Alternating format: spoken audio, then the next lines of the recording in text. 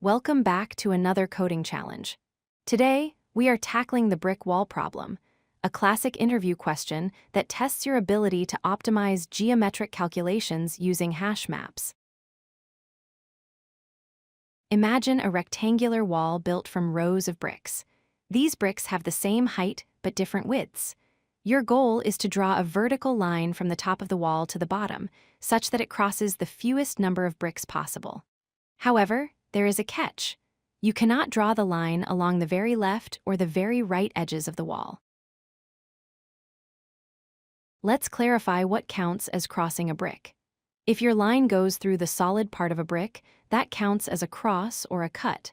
But if your line passes exactly through the edge between two bricks, that is a gap, and it does not count as a crossed brick. We want to find a path that hits as many of these gaps as possible.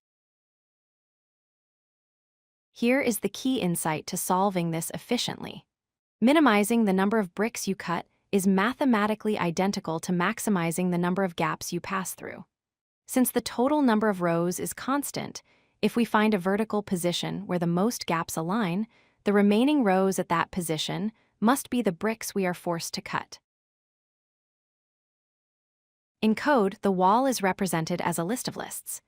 Each inner list represents a row of bricks, and the numbers represent the width of each individual brick. For example, a row with widths 1, 2, 2, and 1 means the first brick is 1 unit wide, the second is 2 units wide, and so on. A brute force approach might check every single millimeter along the wall, but that is inefficient. Instead, we only care about the specific positions where gaps occur. We can use a hash map to store these positions. The key will be the distance from the left edge, and the value will be the count of how many times a gap appears at that specific distance. Let's process the first row. We have bricks of width 1, 2, 2, and 1. We calculate the running prefix sum to find the gap positions. The first gap is at position 1. The next is at 1 plus 2, which is position 3. The next is at 3 plus 2, which is position 5. We ignore the final edge because the line cannot be at the wall's end. We update our map with these positions. We repeat this for every row. In the second row, we have a brick of width 3, creating a gap at position 3. Our map already has an entry for position 3 from the previous row, so we increment its count. This tells us that 2 rows have a gap at position 3 so far. We continue this accumulation for the entire wall. Once we have processed every row, we examine our frequency map. The key with the highest value represents the vertical line position that passes through the most gaps.